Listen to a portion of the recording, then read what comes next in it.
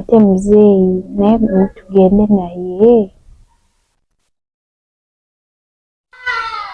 Kale katukomekaawo olwaleero ya muzeeyi byo simanyi kubanga nze nalumiriddwa ggwe as a girl child.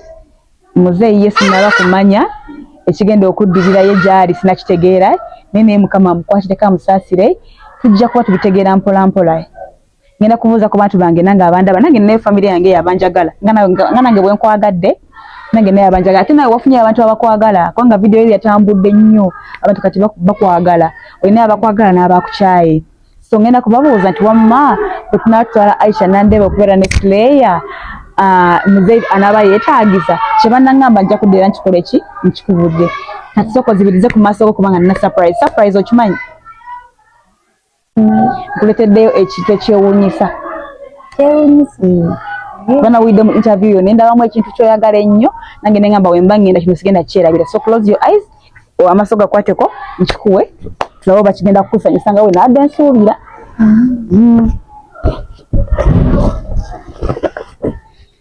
Aisha, surprise! Nange. Nawulideko. Wale kusiima.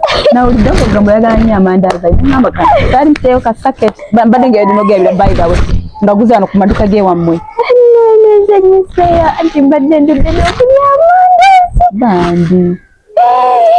Amandazi munnange nengamba kangakuleetere oyo gwo dating amba datinzeko abantu abakulu okunsinga ennyo abantu abali mu mbeera eyo bonna mba datinzeko. So I am here with authority. Authority kitegeeza nti nina obuyinza okugamba kubanga mbaddeyo okwo story ngimanyi. So nsobola okugamba ebibi n'ebirungi ebikola ki ebikirimu then tutuuke ku point yange gye naasembera okitegeera.